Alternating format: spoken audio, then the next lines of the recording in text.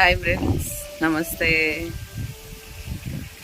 అఘోరీలేంటి, డైరా బాబాలేంటి, వాళ్ళేంటి, వీళ్ళేంటి, పుట్టలు పుట్టలు పుట్టుకొస్తున్నారు ఫ్రెండ్స్. అసలు ఇదంతా ఎందుకు జరుగుతుందో ఒక్కసారన్నా ఎవరైనా గమనించారా ఫ్రెండ్స్? తప్పు చేసిన వాళ్ళది ఎంత తప్పు, అంతకన్నా డబల్ తప్పు దాన్ని సమర్థించిన వాళ్ళది. మనం మోసపోతున్నాం కదా, మోసగించిన వాళ్ళదే తప్ప, మోసపోయిన మనది కాదా? చిన్న వీడియో వాళ్ళు పెడితే దాన్ని ఒకళ్ళకొకళ్ళు షేర్ చేసుకొని ఒకళ్ళకొకళ్ళు చూసుకొని చెప్పుకొని ఫేమస్ చేసేస్తున్నారు. మీరు ఫేమస్ చేయాలంటే కషాయాలు ఎన్నో వీడియోస్ వస్తున్నాయి, ఎంతోమంది చేస్తున్నారు. ఒక వారం రోజులు కషాయం తాగితే 3 నెలలు బాడీ మన కంట్రోల్ నుండి మొత్తం ఫిల్టర్ అయింది. అలాంటి వీడియోలు చూడరు, అలాంటివి చెయ్యరు. ఈ సాధువులు, డేరా బాబాలు, వీళ్ళు వాళ్ళు, ఈ శ్రీనివాస్ లాంటి వాళ్ళు ఎంతోమంది పుట్టలు తెప్పలు కొట్టుకొస్తుంటారు. మనం లైక్ చేసుకుంటా, మనం వీడియో చూసుకుంటా, మనం ఫేమస్ చేస్తే ఇలాగే ఉంటుంది ఫ్రెండ్స్. ఫస్ట్ మనం అండర్స్టాండింగ్లో ఉండాలి.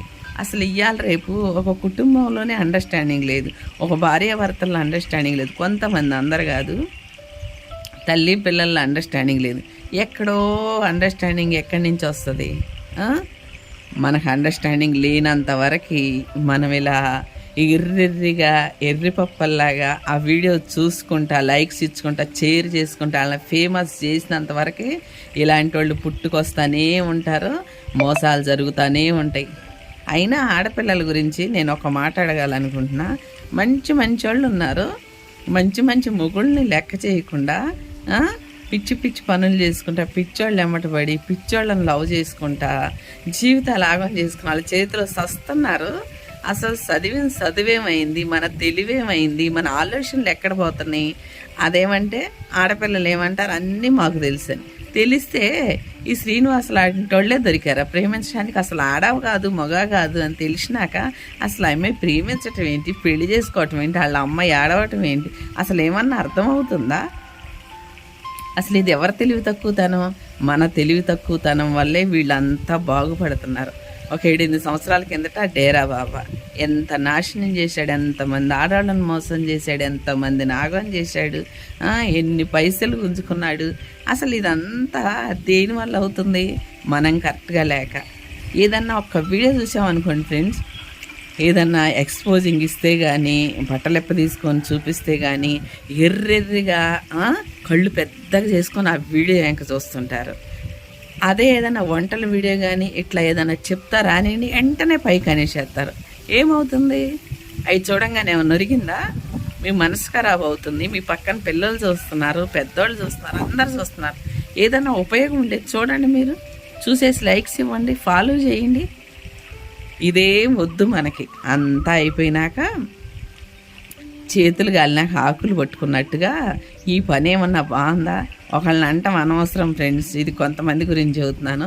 మన జాగ్రత్త లేనందువల్ల, మనం సరిగ్గా లేనందువల్ల ఇవన్నీ జరుగుతున్నాయి.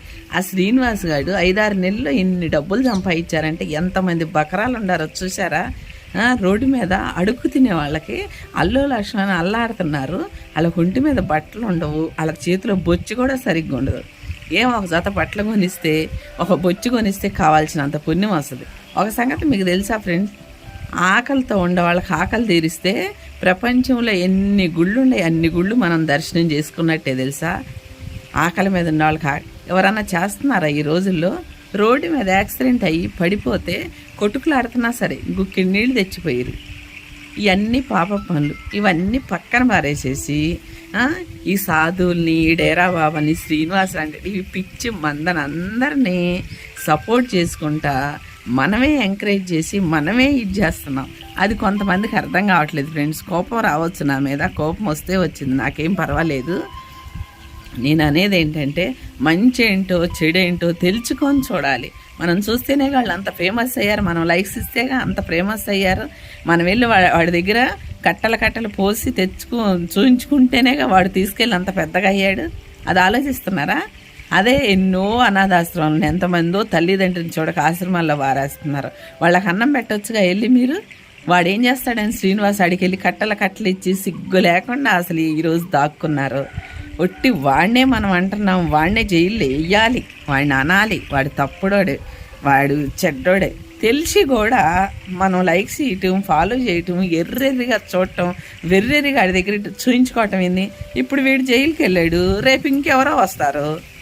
ఇంతే, ఇది నడుస్తూనే ఉంటుంది మనం బ్రతికినంత వరకు. మన మైండ్ సెట్ ఎప్పుడైతే మారదో, మనం ఎప్పుడైతే మారమో ఇవన్నీ నడుస్తూనే ఉంటాయి ఫ్రెండ్స్. ఎవరినో మార్చాలనుకోవటము, ఎక్కడో మార్పు రావాలనుకోవటం కన్నా ఇక్కడ మనం మారితే అన్నీ సవ్యంగా జరుగుతాయి అనేది నా ఉద్దేశం. కాదంటే కామెంట్ పెట్టండి, అందరినీ కాదు, సారీ.